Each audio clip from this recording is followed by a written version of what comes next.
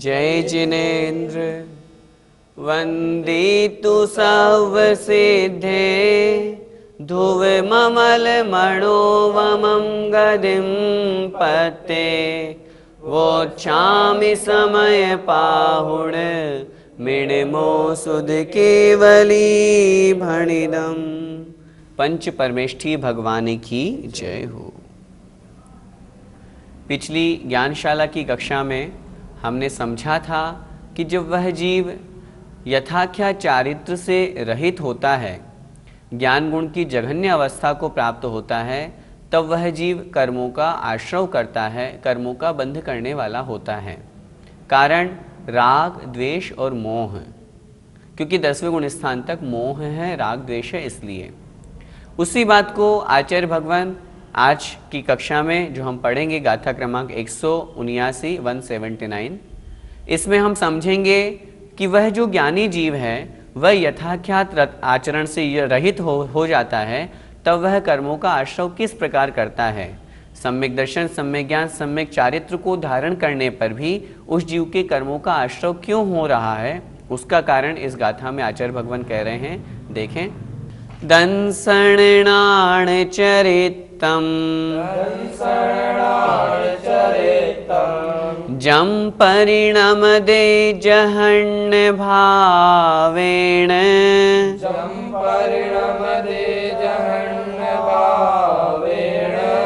णाणीतेन दुबध्यति पुग्गलकम्मेण विविहेण। बोलिए, दंसणाण चरितम जम परिणमदे जहन्य भावेण णाणीतेन दुबध्यति पुग्गलकम्मेण विविहेण। दंसणाण चरितम जम परिणमदे जहन्य भावेण णाणीतेन दुबध्यति पुग्गलकम्मेण विविहेण। गाथा का अर्थ समझते हैं। दंसणाण चरितम, दंसण अर्थात दर्शन, णाण अर्थात ज्ञान, चरितम अर्थात चारित्र।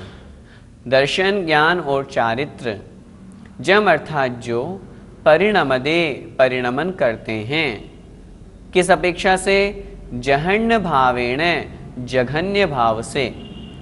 जब ज्ञान, दर्शन और चारित्र, अथवा जो हम सम्यक दर्शन, ज्ञान, चारित्र की चर्चा करते हैं, वे ही जब जघन्य भाव रूप से परिणमन करते हैं, जघन्य भाव रूप से परिणमन करने का तात्पर्य है वह जीव यथाख्यात चारित्र से नीचे गिर जाता है, राग द्वेष मोह की उत्पत्ति उसकी आत्मा में हो जाती है, तब णाणी अर्थात वह ज्ञानी जीव तेण इस कारण से, इसलिए बज्जदी बंध को प्राप्त होता है।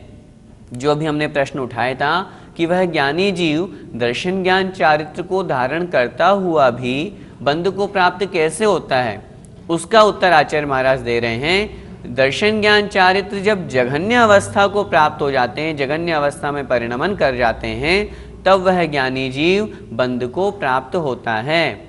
किससे बंध को प्राप्त होता है? अंतिम पंक्ति में कह रहे हैं, पुग्गल कम्मेण विविहेण, पुद्गल कर्म से युक्त, विविहेण अनेक प्रकार के जो पुद्गल कर्म कहे गए हैं, मुख्य रूप से 8 प्रकार के, और उत्तर भेद करेंगे तो उनकी 148 कर्मों की प्रकृतियां हैं, और उत्तर भेद करेंगे तो असंख्यात, और भेद करेंगे तो जितने जीव उतने जीवों के परिणाम, जितने परिणाम उस अपेक्षा से कर्म बंध।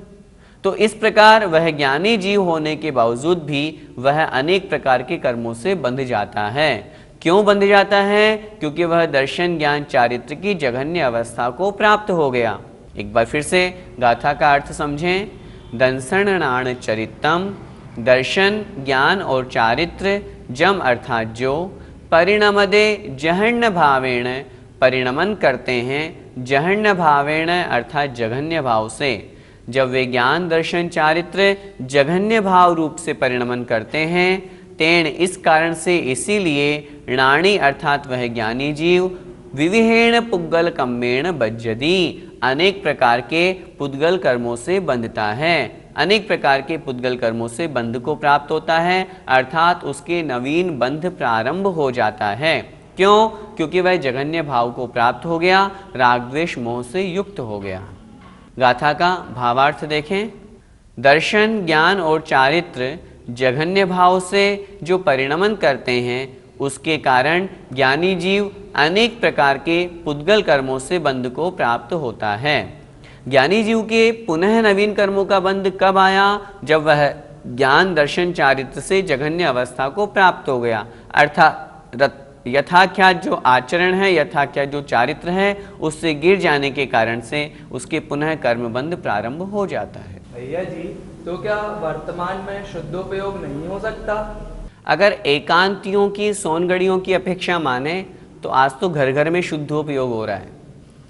गृहस्थ में बैठे बैठे वो लोग कहते हैं आत्मा का चिंतन करो, आत्मा का ध्यान करो, इसी का नाम शुद्धोपयोग है।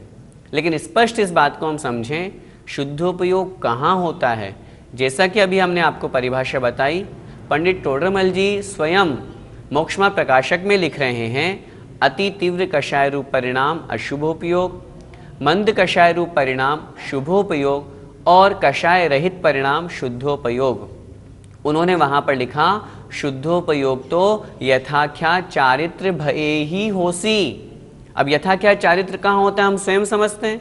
10वें गुणस्थान से ऊपर जहाँ 11वां गुणस्थान है वहाँ से यथाख्यात चारित्र होता है, और इसीलिए आचार्य भगवंतों ने कर्णान योग की अपेक्षा से 11वें 12वें गुणस्थान में शुद्धोपयोग कहा है। वर्तमान में संभव है या नहीं है? द्रव्यानी योग की अपेक्षा से जिन आचार्यों ने 7वें गुणस्थान से 12वें गुणस्थान तक की शुद्धोपयोग की अपेक्षा से चर्चा की, उस अपेक्षा से वर्तमान में संभव है। क्यों? क्योंकि वर्तमान में 7 गुणस्थान तक, पंचम काल में 7 गुणस्थान तक पाए जाते हैं। इस अपेक्षा से कहीं पर भी किसी भी शास्त्र में पंचम काल में शुद्धोपयोग का निषेध नहीं लिखा। अन्य सब बातें लिखी, लेकिन पंचम काल में शुद्धोपयोग का निषेध नहीं लिखा, इसलिए वर्तमान में शुद्धोपयोग संभव है। लेकिन किनके संभव है ये हमें अच्छी तरह से समझना है। उन्हीं मुनि महाराज के लिए संभव है जो 7वें गुणस्थान को प्राप्त हैं। एक बात और हम समझें, 7वें गुणस्थान के भी 2 भेद हैं, स्वस्थान और सातिशय। कुछ लोगों की मान्यता है कि स्वस्थान में शुद्धोपयोग नहीं होता, सातिशय में शुद्धोपयोग होता है। मैं निवेदन करना चाहता हूँ, पहली बात तो आचार्यों ने कहीं पर भी इस तरह से भेद नहीं किया कि स्वस्थान में नहीं होता, सातिशय में होता है। दूसरी बात, अगर हम सातिशय में शुद्धोपयोग मानेंगे, 7वें गुणस्थान का जो दूसरा भाग है जिसे हम सातिशय कहते हैं, यदि उसमें हम शुद्धोपयोग मानेंगे तो सातिशय तो वर्तमान में होता ही नहीं, वो तो श्रेणी आरोहण करने वालों के ही होता है। सातिशय 7वां गुणस्थान वर्तमान में संभव नहीं है, इस कारण से वहीं पर होता हो हम ऐसा नहीं मान सकते। स्वस्थान में भी शुद्धोपयोग संभव है क्योंकि आचार्यों ने ऐसा भेद नहीं किया। दूसरी बात, आगम में इस तरह का कहीं पर भी उल्लेख नहीं पाया गया कि वर्तमान में शुद्धोपयोग का अभाव है या वर्तमान में सातिशय में ही शुद्धोपयोग होता है, उससे पूर्व नहीं होता, सातिशय नहीं है तो शुद्धोपयोग नहीं होगा। इस तरह का कथन कहीं पर भी किन्हीं भी आचार्यों ने नहीं लिखा। इसलिए एक बार जब पूज्य आचार्य भगवंत से यह प्रश्न किया गया कि क्या वर्तमान में शुद्धोपयोग हो सकता है, तो आचार्य महाराज ने उत्तर दिया था, हाँ, अगर कोई मुनि महाराज जो कठोर तपश्चर्या करते हों, ज्ञान ध्यान तप में लीन रहते हों, जिन्हें संसार की किसी क्रियाकांड से मतलब नहीं, बस अपनी आत्मा में लीन रहते हों, तपस्या करते रहते हों, सामायिक आत्मध्यान करते करते एकाध सेकंड के लिए कभी हो जाए तो हो जाए, उन मुनि महाराज को, उस अपेक्षा से वर्तमान में शुद्धोपयोग संभव है। लेकिन जो आजकल एकांत पक्षियों की मान्यता है, धारणा है, 4थे गुणस्थान में जो वो शुद्धोपयोग कहते हैं, वो किसी भी अपेक्षा से संभव नहीं है, 3 काल में संभव नहीं है, क्योंकि वहाँ पर कषाय रूप परिणति है, वहाँ तो कषाय है। शुद्धोपयोग जो 7वें गुणस्थान से आचार्यों ने माना, वो भी किस अपेक्षा से माना, क्योंकि आत्म ध्यान में लीनता हो गई, बहिरंग में कषाय का अभाव हो गया, इस अपेक्षा से उन्होंने माना। खरा सोना तोलने वाला जो कर्णान योग है वो तो 11वें 12वें गुणस्थान में ही मानता है, और हम तो हमेशा कहते हैं, पंडित टोडरमल जी स्वयं लिख रहे हैं कि यथाख्या चारित्र के साथ ही शुद्धोपयोग होता है, तो फिर उसके पूर्व हम कैसे मान लें। इसलिए हम गृहस्थों के तो वर्तमान में किसी भी अपेक्षा से शुद्धोपयोग नहीं है। मैं निवेदन करना चाहता हूँ, जो लोग ऐसा कहते हैं उन्हें अपनी धारणा आगम के अनुसार बनानी चाहिए। आप लोगों से भी मैं निवेदन करना चाहता हूँ, अच्छी तरह से इस मान्यता को आगम के अनुसार समझें। शास्त्रों में जो लिखा है वो हमें स्वीकार है। हम क्या करें, अशुभोपयोग से बचें, शुभोपयोग में क्रिया में लाएं और शुद्धोपयोग का लक्ष्य बनाएं। प्राप्त करना है हमें शुद्धोपयोग ही, लेकिन वहां तक पहुंचने के लिए पहले हमें शुभोपयोग को ग्रहण करना पड़ेगा, तब फिर हम वहां पर पहुंचेंगे। जो लोग अशुभोपयोग और शुभोपयोग को हे कह के मात्र शुद्धोपयोग की चर्चा करते हैं, वो न इधर के रह पाते हैं न उधर के रह पाते हैं। उन्होंने अशुभोपयोग और शुभोपयोग को तो हे कह दिया, वो उनको करना नहीं है, शुद्धोपयोग होना नहीं है, फिर होगा क्या, नियम से अशुभोपयोग ही होगा, विषय कषायों में ही प्रवृत्ति होगी। इसलिए हम उससे बचें, अपनी परिणति को शुभोपयोग रूपमय बनाएं और लक्ष्य शुद्धोपयोग का रखें। पद्यानुवाद देखें। सम्यक् त्रिबोध व्रत ये जब लो न पूरे, होते सराग फलता रहते अधूरे। ज्ञानी नितांत तब लो विधि बंध बांधे, साधे न मोक्ष निज को न लखे आराधे। अब फिर से यहाँ पर शिष्य ने प्रश्न किया। हमने मान लिया कि वह ज्ञानी जीव है, इसलिए वह भावाश्रव कर्मों का आश्रव नहीं करता, लेकिन जो उसने पूर्व में कर्म बांधे थे, उन कर्म बंध की अपेक्षा, जो सत्ता में उसके साथ में अभी कर्म बंधे हुए हैं, उस अपेक्षा से तो उसका बंध होता होगा। वो सत्ता में कर्म पड़े पड़े हैं, क्या वो द्रव्याश्रव नहीं कराते, क्या वो परिणाम में उत्पन्न नहीं करते, वो बतलाने के लिए आचार्य महाराज अगली गाथा कह रहे हैं। देखें। सौवे पुवणि बद्धा, दुपच्चया सन्ति सम्मदिष्ठिस्,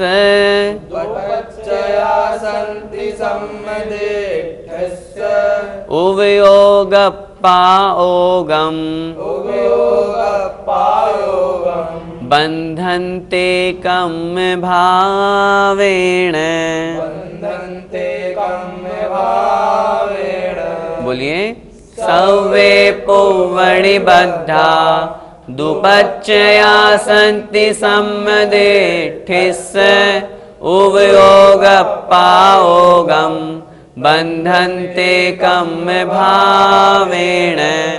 सौवे पुवणि बद्धा, दुपच्चया सन्ति सम्मदिष्ठिस्, उवयोगप्पाओगम बन्धन्ते कम्म भावेण। अर्थ देखें। सव्वे पूर्व निबद्धा, सव्वे अर्थात सभी, पूर्व अर्थात पूर्व में, निबद्धा अर्थात बंधे हुए, पूर्व की अवस्था में बांधे हुए। दो मतलब तो पच्चया अर्थात प्रत्यय, जो द्रव्याश्रव है, जो द्रव्य कर्म है। संति मतलब विद्यमान है। सम्मदिष्ठिस्य अर्थात सम्यक दृष्टि जीव के। सम्यक दृष्टि अर्थात वीतराग सम्यक दृष्टि, उस वीतराग सम्यक दृष्टि जीव के जो पहले कर्म बांधे थे वे सभी अभी विद्यमान हैं, सत्ता में हैं। लेकिन उव ओगप्पा ओगम, उपयोग के प्रयोग अनुसार जब वह जीव उधर उपयोग लगाता है तब बंधनते कम्म भावेण, वह जीव बंधनते अर्थात बंधता है, कम्म भावेण कर्म के रूप में। अर्थात कहने का तात्पर्य बहुत स्पष्ट है, जब वह सम्यक दृष्टि जीव अभी नई कर्म की बात नहीं कर रहे हैं, पूर्व अवस्था में जो उसने सत्ता में कर्म रखे हुए हैं, जो पूर्व अवस्था में उसने बांधे थे, जब वह आत्मस्वरूप की लीनता को छोड़ करके उधर से उपयोग को हटा करके अपना उपयोग उन कर्मों में राग द्वेष में मोह में लगा लेता है, तब वह जीव कर्म भाव रूप से बंधता है, अर्थात कर्मों को बांधता है। कहने का तात्पर्य उपयोग के अनुसार वहाँ पर कर्मों का बंध हो रहा है। जब आत्म स्वरूप में लीनता वाला उपयोग है, तब वहाँ पर उसके कर्मों का बंध नहीं है। लेकिन जब वही उपयोग कर्म भाव रूप में हो जाता है तो वह जीव कर्मों का बंध करना प्रारंभ कर देता है। फिर से गाथा का अर्थ देखें। सव्वे पूर्वनिबद्धा, पूर्व में बंधे हुए सभी कर्म, पच्चय अर्थात प्रत्यय द्रव्य कर्म, सम्मदिट्ठि से अर्थात सम्यक दृष्टि जीव के अभी संति अर्थात विद्यमान हैं, आत्मा में हैं, सत्ता में हैं। उव ओगप्पा ओगम, उपयोग के प्रयोग अनुसार अब उसका उपयोग उन कर्मों में चला गया, कर्म के फलों में चला गया, राग द्वेष रूप में चला गया। इस कारण से कर्म भावेण बंधनते, वे कर्म के रूप में बंधते हैं। कर्म बंध उसका वहाँ पर प्रारंभ हो जाता है क्योंकि उसका उपयोग वहाँ पर चला गया। गाथा का भावार्थ देखें। सम्यक दृष्टि जीव के पूर्व की सराग दशा में अवस्था में बंधे हुए सभी द्रव्याश्रव सत्ता में विद्यमान हैं। वे उपयोग के प्रयोगानुसार कर्म के रूप में बंध को प्राप्त होते हैं। जैसे ही उसने उपयोग उधर की तरफ लगाया, कर्म बंध रूप में हुआ, राग द्वेष रूप में हुआ, वे कर्म बंध करना प्रारंभ कर देते हैं। उस जीव के कर्मों का बंध प्रारंभ हो जाता है। भैया जी, सत्ता के कर्मों से हमारे लिए हानि है या नहीं है? सत्ता में स्थित कर्मों से वैसे तो अपेक्षाकृत तो हानि नहीं है, लेकिन फिर भी कहीं कहीं पर उनका प्रभाव देखा जाता है। जैसे सातवें नरक से निकला हुआ जीव सम्यक दर्शन को प्राप्त नहीं कर सकता। आप तो सत्ता की बात कर रहे हो, वह कर्म समाप्त हो चुका, सातवें नरकायु का उसका समय समाप्त हो चुका, स्थिति समाप्त हो चुकी, लेकिन फिर भी जब वो तिर्यंच अवस्था को प्राप्त होता है, वह उस अवस्था में सम्यक दर्शन को प्राप्त नहीं कर सकता। आचार्यों ने लिखा, जहाँ पर 3 आयु का बंध हो गया, नरक, तिर्यंच और मनुष्य, वह जीव अब व्रतों को ग्रहण नहीं कर सकता।